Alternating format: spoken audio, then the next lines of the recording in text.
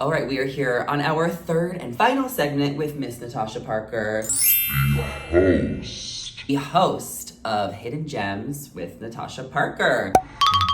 So where we left off with you in Bachelor Nation is you left Clickbait. Yes. It was kind of around the time where a lot of people were slowly starting to leave, and you really transitioned into doing your own thing, and you wanted to start your own podcast, and you finally did it. So kind of catch us up to speed on how that all happened. So I love podcasting. I think it's amazing. It's a great way to communicate and share community with people that's other than social media, right? Yeah. Telling stories. I love talking to people. I think people are fascinating and interesting, and I think that we all need each other. We are so much more connected than not. So podcasting in general, it's its own show. Yeah. And people get to immerse themselves in your brain almost also, and like the way that you decipher things. And I'm always trying to like break things down. So I love podcasting. Doing Clickbait was amazing, as you guys know. How did you get the job at Clickbait? So, okay. It was before you went to Paradise. It was before Paradise, but I was saying the pandemic. It was like in the pandemic, because Peter's season was like the last season before the pandemic. Because then it was Matt James and he was in Nima Colin. Yes.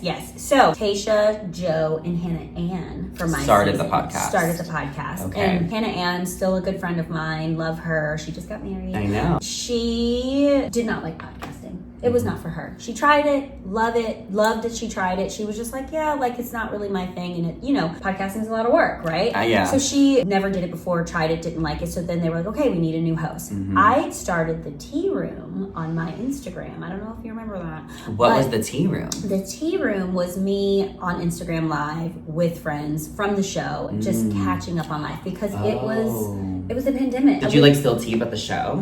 We talked about all different types of things. Yeah. Like I remember I had Sydney on there, I had Fuller on there, I had just a bunch of girls from Lexi came on, a bunch of people from my season came on. I had Joe on there, I had Becca on there. So they basically saw that you were doing that and saw that you had a knack for it, and then were like, why don't you step in? Yes. And you were like, okay. They hit me up and they were like, hey, would you want to test for this? And I was like, sure. So I tested for I think like a month.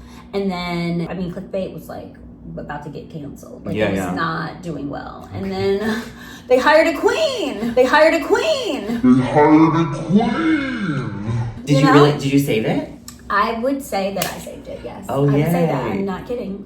Even Joe was like, before. And it's not even like no shade at obviously Joe or Tasha. It was just that I also in a past life worked in television, you know what I mean, and like producing. So there were like ideas and certain things, and like I will talk about anything, about anywhere, about any, and I just have a little more like. Your whole background is in media and production and podcasting. Like you were like meant for it. While a lot of other people who go on The Bachelor just kind of end up doing it, because they have a platform. Like you have like the background. Yeah, I have the background in the sense from the marketing standpoint, but I really own what I say, and I think that it's like you can say something about someone and you have to stick by it or apologize, because we apologize too. Sometimes we're like, okay, we was out of hand there. Sure. So I just think the three of us, not saying like me single-handedly, but it's just the three of you are a good dynamic and a good trio. Exactly. And I think the three of us, like, we got into a groove, and so then it kind of we saw the numbers, growing and getting up there and all that Slay. stuff. And then there was like 3 podcasts, but then there ended up being 1. But the first thing that happened was that Tasha left. Yes, Tasha left. Do we know why she left? We know why. It just wasn't for her. I'm gonna plead the fifth there. Oh my god, I love her. So when did you end up leaving? I left in January of 2023, I think was the last time that I did. It was just you and Joe at this point? It was Joe and I, yes. And I really love podcasting with Joe because we're like really good friends. Yeah. No, I remember listening to your last episode when you were talking about why you left, and you were like, the hardest part was leaving Joe. Yeah. But it was just time for you to move on. Like the thing is, like, were you even a fan of The Bachelor? Like, you were probably tired of talking about it, where it's like you loved the art of podcasting, but maybe you didn't like commentating on all the shows. I'm gonna be honest, I loved doing Clickbait and I love talking about the show because I do think the show is fascinating. Yeah. And I also talk about this on my episode with Serena. Like after being on the show, there's so many personal dynamics. Like as a human, like going into this environment, someone like me, something that Serena said on the podcast was like, someone like me, you would think I would thrive in that environment because I'm so like boom, boom, boom, boom. And someone like her, she's a little little bit more reserved, a little more chilled, you would think she would struggle. But the opposite happens. It's like, I'm someone who I don't feel safe or thrive in this environment. Talking about emotionally, you know? Like putting myself out there with like a bunch of people who I don't know. And like, you know, I'm used to a man doing everything, taking me on a date, making the plans, doing this. So then I show up and I'm like, ooh, I'm happy. Whereas in this environment, it's like, I have to do stuff for him. What are you talking about? You know what I mean? Like, I'm not used to that, is what I'm trying to say. So whereas her, she also really thrived, and certain people really thrive and certain people don't. And I think that from a social standpoint, it's an incredible social standpoint, and everyone learns something about themselves who goes on these shows and going on The Bachelor and putting yourself out there. You learn so much about yourself. So individually, I love talking about the show because like the psychological part of it kind of thing, that like, and like dissecting relationships and friendships and the tea, the drama of the show is fun. So that part is like, I do love that part of the show. In all shows, I mean, Love Island, all these shows, it's it's such an interesting dynamic to see like who's thriving, who's not, who's doing well, you know, and everything like that. So so it wasn't that. It was just that like there was some politics involved that, you know, I will say I just wanted the show to be me and Joe. I was like, okay, we've had so many people come in, you know, Tia was there, she had a baby. She did it for a while. She did it for a while. Fair. There was just like a lot of people in and out. It's like, I don't know if you ever had like a roommate. Like you can have one roommate. Really. So when I first moved to New York, I had a 3-bedroom apartment. Oh my God. People were in and out. It was one room that was always revolving, and it's just hard, you know what I mean? It's tough, and especially when you're not 3 people who live in the same city, who aren't all 3 of you are besties. You know what I mean? And like, although I love Tasha, love Tia, you know, but it's just like we don't hang out all the time. You know, they have to, you know. But you and Joe did. Me and Joe do exactly, and we both lived in New York, so I was like, it kind of, if we want to elevate this, it should just be us, and that kind of wasn't really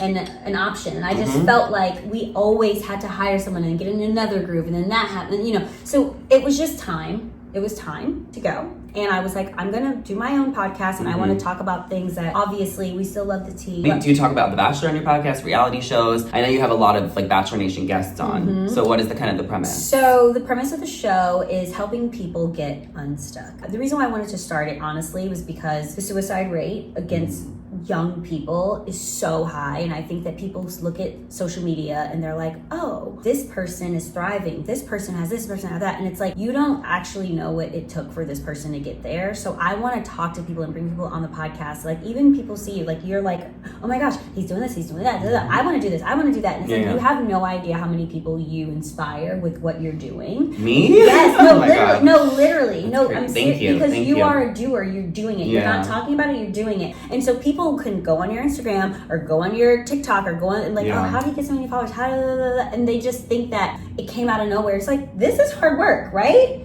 I've been posting every day for 4 years. That's hard work, guys. That is very hard work. I really related to you when I listened to your first episode when you were talking about your career, because I didn't know what you were doing, and like you were in LA hustling, doing all those entertainment jobs, and like a lot of my peers and friends go production assistant, do work on this show, they're trying to get this assistant job. But now we're in like this new era of like everyone's doing content, and that's kind of like the way to go. Why get a job, and I rather like do it here on my own. It's just easier. But it's easier. Or is it harder?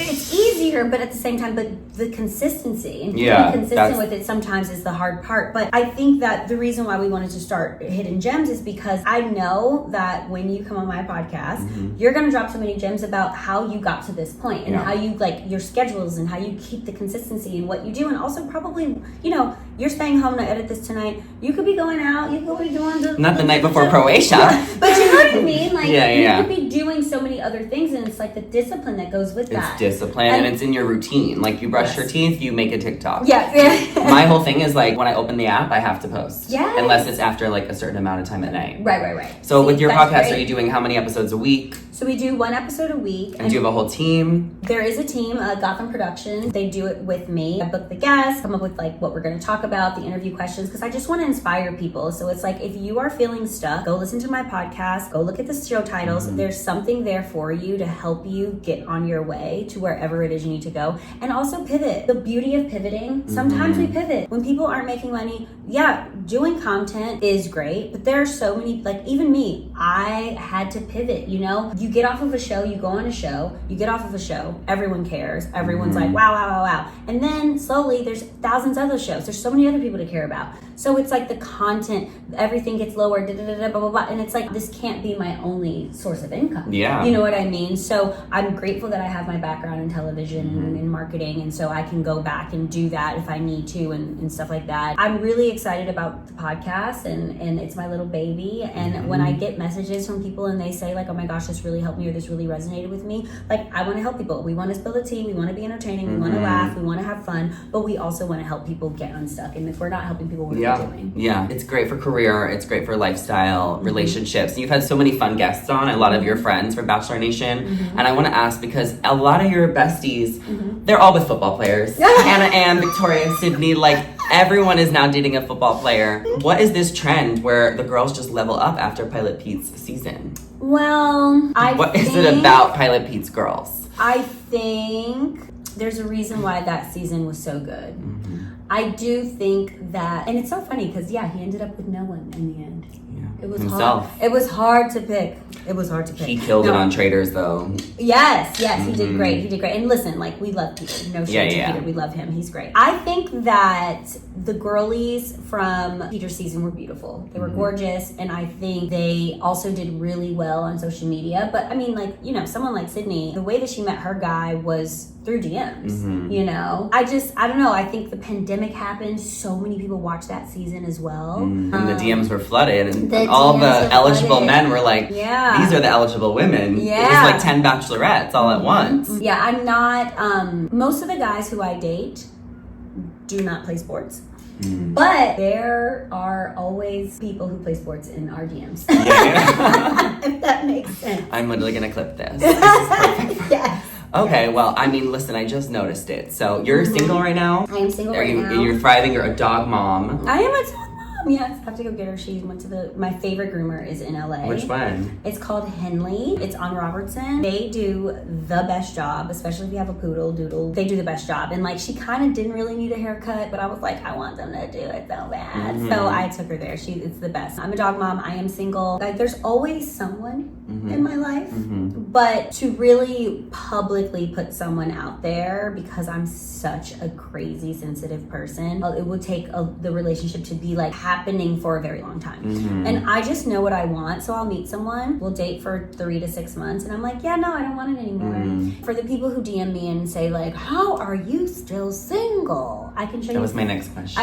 Listen, I can show you 50 DMs if people ask me that. You're waiting for the right person. I'm waiting for the right person, and I want the right thing to happen. And I think that we are just really layered people, you know? And I think a lot of women are looking for an outline, but I'm looking for the inline. That's so cute. That's such a great way to leave us.